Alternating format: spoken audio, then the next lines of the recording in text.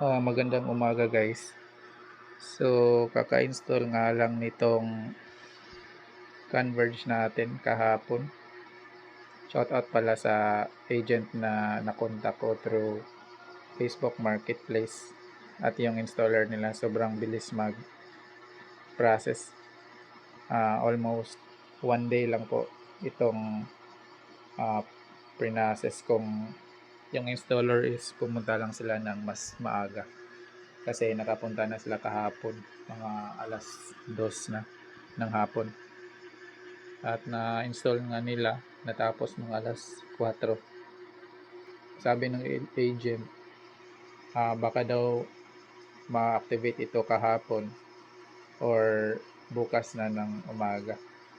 So ayun nga, nag-text si Converge na activated na. Yun, kung nagbabala kayong mag-apply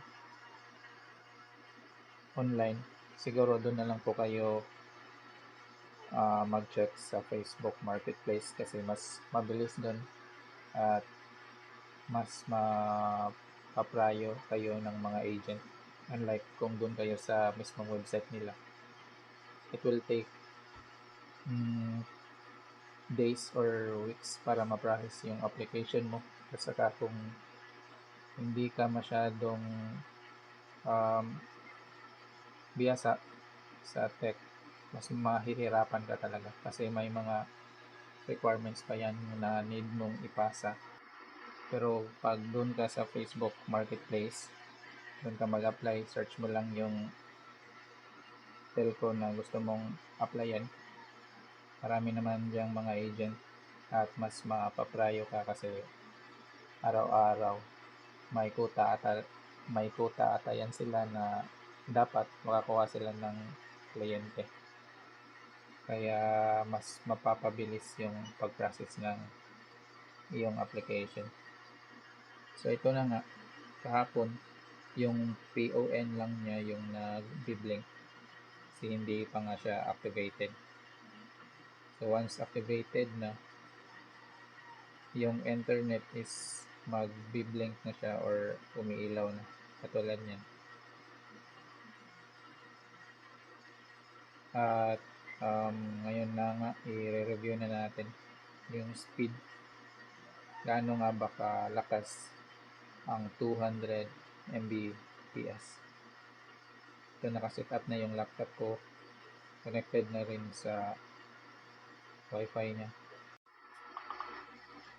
Mag speed test muna tayo sa Google, yung built-in nila na speed test pagka search natin. Tapos mag test rin tayo sa Ookla at saka sa Cloudflare.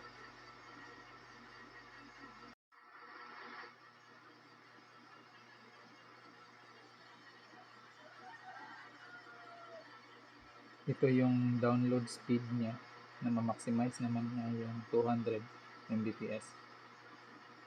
Pero sa pagtitest guys, nakadepende po yan sa server, no? Kung gaano kalakas. Kaya minsan may mahina talaga, minsan naman sobrang lakas. Ito nga 196. Okay lang kasi as long as hindi siya malayo sa 200 Mbps. Dito naman tayo sa Ookla mag-test.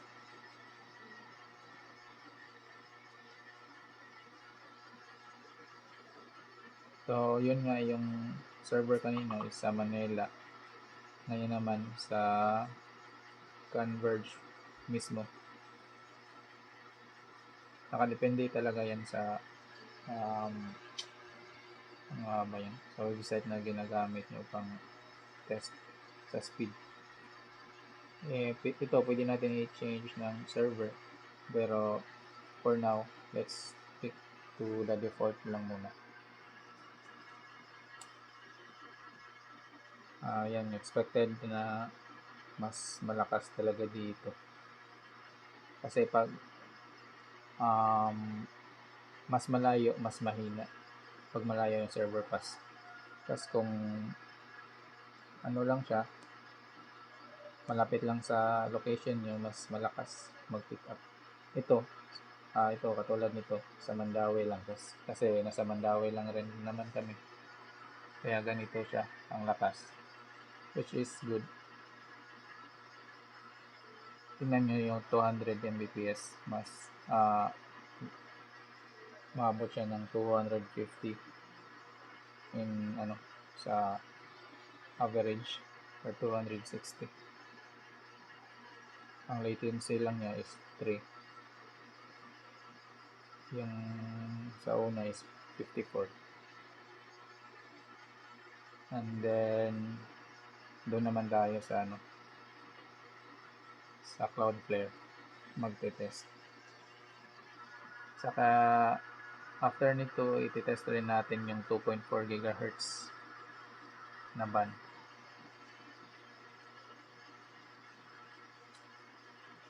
Ayan yung download speed niya, 130 lang.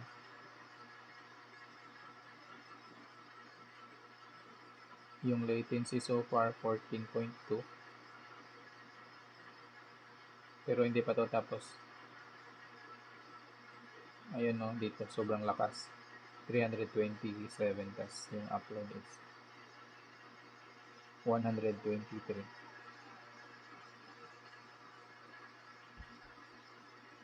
Depende na lang po talaga sa inyo kung saan kayo mas satisfy, as long as na hindi po naglalag, at ang importante lang naman dito is yung latency, as long as mas mas maliit or mababa yung latency, maganda na po yan pang gaming or pang Mobile Legends.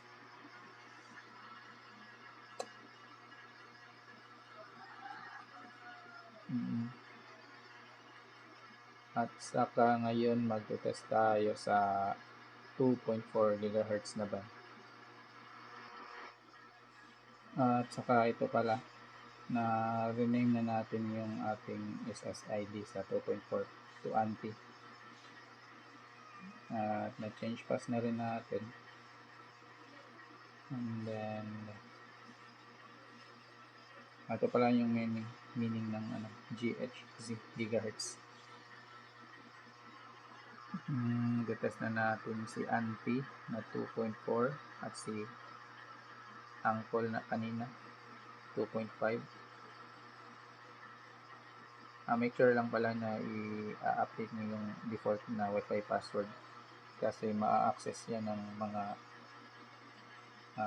bihasa sa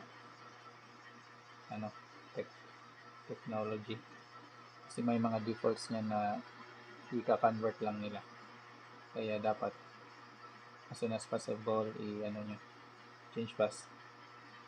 And then ito na nga, as expected yung 2.4 GHz is nagre-range lang ng hanggang 100 Mbps, hindi ko yan lumalagpas.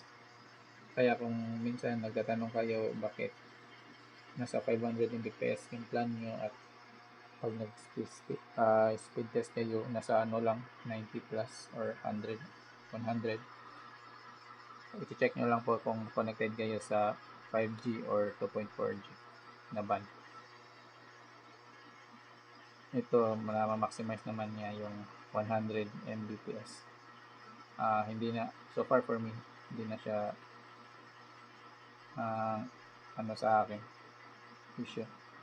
Hindi ko naman rin gagamitin itong 2.4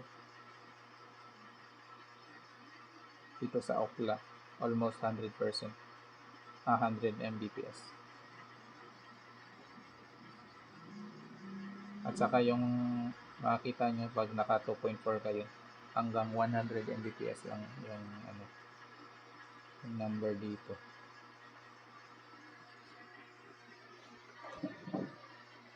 Kasi minsan may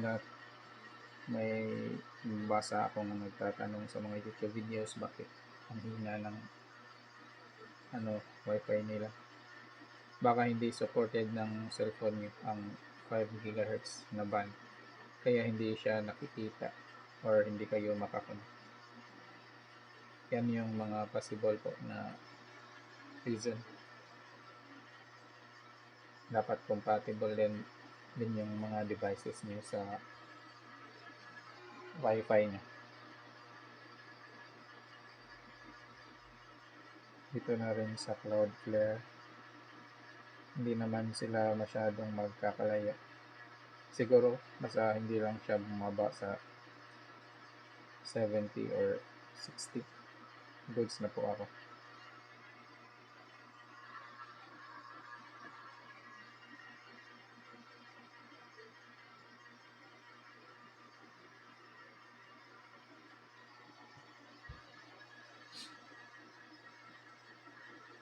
Ayun nga guys, sa balak ng mag-apply, check nyo lang yung review ko. So far for me, satisfied naman ako sa speed. We'll see na lang siguro after 1 month kung may magbabago ba, magre-review na lang ako ulit. See you, salamat sa pagpapanood ng aking video guys. You need to subscribe just for documentation purposes lang po.